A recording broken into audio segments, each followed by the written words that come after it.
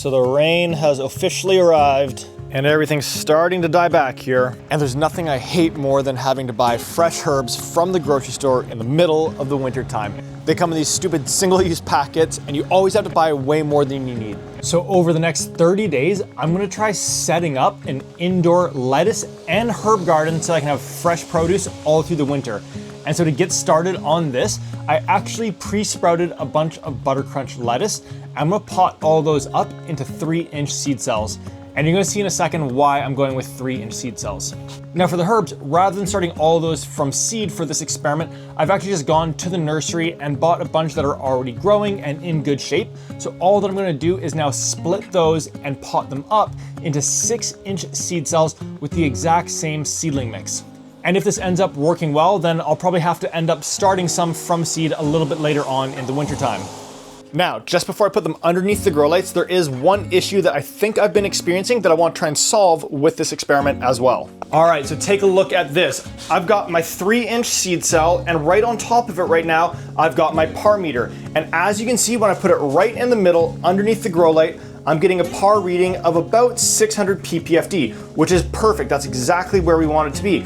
But here's where it gets really interesting is as I move that out, because I've ran out of space under the middle, that number has already dropped to 350 ppfd. And when I go all the way out to the outside of the rack here, and now the light source is coming from here, all the way over here, it's dropped all the way down to 79 ppfd. And as a general rule of thumb, plants and seedlings need at least 200 ppfd in order to grow well and not end up leggy. So what I'm actually going to do is take 15 of the lettuce seedlings and place them underneath this grow light, but rather than squishing them all to the middle, I'm actually gonna spread them all the way to the outside of the rack to see if those in the middle grow significantly better and if those on the outside get really leggy. And here's where it gets even more interesting, is that earlier this year, I actually grabbed my YouTube play button and I put it on the outside of the tray. And what I realized was that by beginning to bounce some of the light back in, it was significantly increasing the ppfd. So without it, we're down at around 80, 79,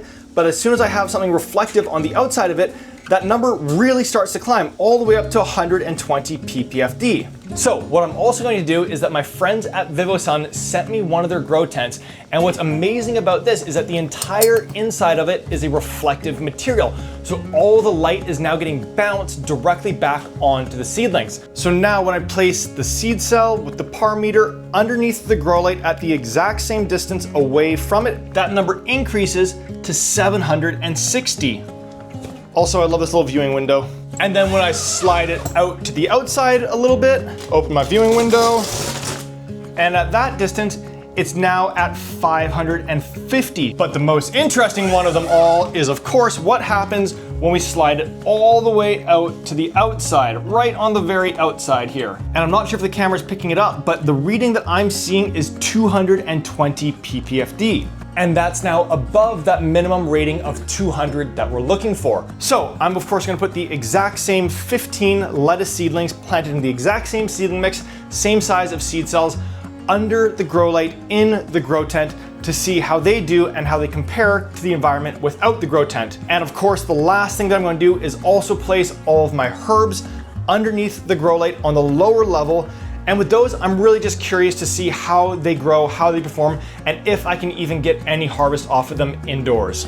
All right, this experiment is now officially underway. The babies are all tucked in, and I've got no idea what's gonna happen from here. First time growing in one of these, so I'm really curious to see how it changes the environment, how the plants grow, all that good stuff.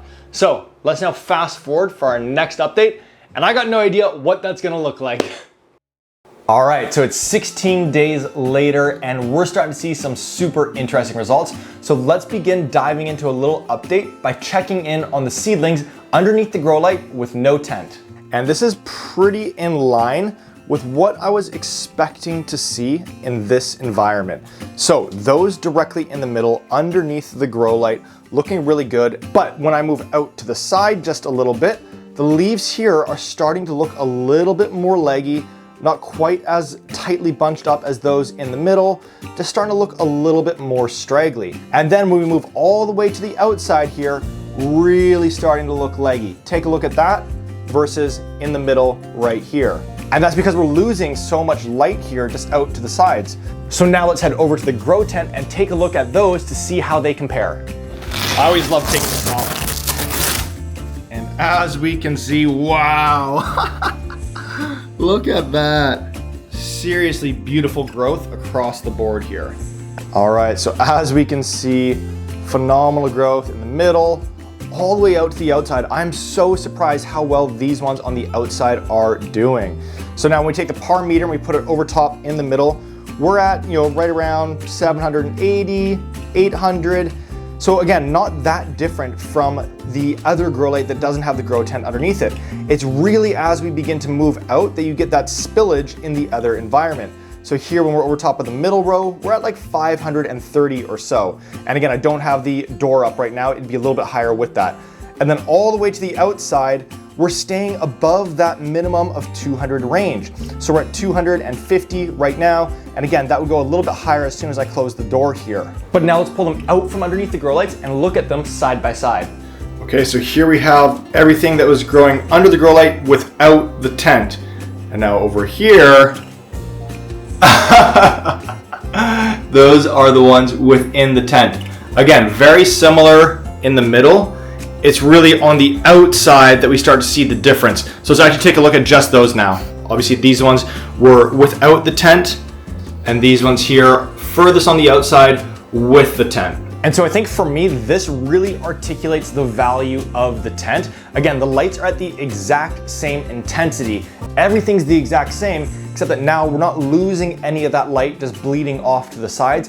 It's all being reflected back into the plants and clearly putting on a lot more growth. Now, the other part of this experiment that I am running is of course the indoor herb garden and starting to give that a try. So let's also do a quick little update on those plants. All right, take a look at this. These have put on so much growth over just the last 2 weeks. So the basil, it's looking good. I need to do a harvest on this. We're going to do that in just a second, but let's quickly go through each of them. Then the thyme here also has put on tons of growth. I'm so excited about not having to buy little packets of thyme from the grocery store anymore. This is the parsley that I kind of strung out and planted the 4 individual ones. You can see new growth coming in down here. Those are gonna be new leaves. So all the stuff higher up, time to harvest it off. And then over here, we got mint for the winter teas. And then of course, we've also got the rosemary here. So I'm gonna go ahead and do my first harvest from my indoor herb garden. And while I do that, 2 things to be aware of that I've also come across in terms of growing out of the grow tent for the last couple weeks is that it stays really, really warm in there. So when I've got the door closed, it'll be around 30 Celsius, 90 Fahrenheit. And so I've actually put a little fan just by the side of the tent here so that it's always blowing some new, fresh, cooler air in and hopefully coming out the top a little bit. I think you'd even leave the top unzipped a little bit for more of that hot air to escape. And then the second piece is that given that all of the light's being reflected right back into the area, I think you could actually even go at a lower intensity than what I'm at. I'm thrilled about how this started, but there are 2 kind of issues or situations that we need to be aware of. First, I really mowed those down, and so I'm curious to see how they respond to that really heavy harvesting and pruning. And secondly, I was just thinking and wondering, I wonder if the grow tent can actually save those leggy lettuce seedlings. So what I did is I cut all the leaves off both sets of the lettuce plants. And then I took the seedlings that were not in the grow tent and I've now put them into the grow tent. And those that were in the grow tent, I've now put those in the environment that does not have any grow tent around it. And I want to see if now that those seedlings that were leggy are in the grow tent respond well and put out beautiful growth, just like the other lettuce seedlings that were in there before. So to find out if that is the case, let's fast forward for our next update. All right, so it is another 16 days since our last update, and I am so excited to share the results of this experiment with you. And as we begin going into those, I'm thrilled to share with you that this video is sponsored and supported by my friends at VivoSun. So they provided me with the grow lights, with the tent to begin building out this indoor growing environment. But they've also supported me all through the season. So if you're wondering, what height should you have your grow lights at? How many hours per day should you have your grow lights on for? how do grow lights compare to shop lights and other light sources out there? Well, they've supported me on all those videos as well to run these experiments, get as many learnings as possible, and then share them with each and every one of you to help you have as much success as possible in the garden. And they've got a couple of discounts on these things that I'm going to be sharing with you as we go through them. But to begin diving in, let's first take a look at the lettuce. And recall that when we left off 16 days ago, we had pruned all the lettuce down to the base and took the ones that were getting leggy, not in the tent, and placed them in here. So let's now take a look at how those ones are doing. And look at this. I mean, how cool is that? That those ones on the middle still looking really good, but these ones on the outside not leggy at all now. Check that out.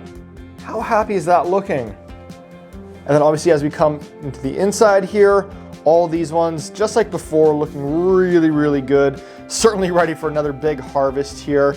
And then same thing on this side, up against the side, all the light getting reflected right back in, and these looking phenomenal. So we're gonna check in on the herb garden that I've got started in just a second. But if you wanna get your hands on one of these grow tents as well as the grow lights that I'm utilizing in this experiment, Vivasun is offering 20% off right now. Plus you can stack that with my code MINDANDSOIL for an additional 10% off. So absolutely huge savings that you can get right now to get basically like your whole setup for growing through these winter months and still having fresh greens as well as fresh herbs all winter long. Speaking of, remember, I gave a seriously hard pruning to those herbs last update. Let's check in now and see how they're doing. All right, so sliding down from the lettuce, and check this out. It is absolutely thriving. It's nearly completely filled in this area. So the basil over here, super happy. It's ready for its next pruning. Again, fresh basil all winter, yes please. I've already had some of the time, and remember, we chopped this way back. It's rebounding really, really nicely. All of this nice longer growth ready to be harvested. The parsley, same thing. I had this all the way down to the soil level, and as we can see, you know, there's new growth right here that I could harvest everything else off, and this is gonna start developing, and I'll be able to continue harvesting off of that all through the winter. Now next up, we've got the rosemary plus the mint, both of those looking really good. Again, so nice to be able to enjoy fresh rosemary all through the winter. I've been loving this whole setup so much that I also started a bunch of cilantro as well as fresh dill right here. Check this out. I'm gonna prune this baby off right here. I got fresh dill to be enjoying in meals. No more of those stupid little plastic packs that you get from the grocery store of non-fresh vegetables and herbs all through the winter time. All coming fresh from the indoor herb garden now. It's so good. Like, it literally tastes like it's straight out of the garden. It has a little bit of like sweetness to it. So that is everything for this experiment video. So cool to see how the light reflecting off the sides of the grow tent back onto the plants is allowing them to put on way more growth, not end up leggy whatsoever. And remember, it's 20% off of the grow tents right now, plus an additional 10% if you use the code MINDANDSOIL and stack that on top of it. But other than that, that's all for today. I'll catch you in the next experiment video. See you then.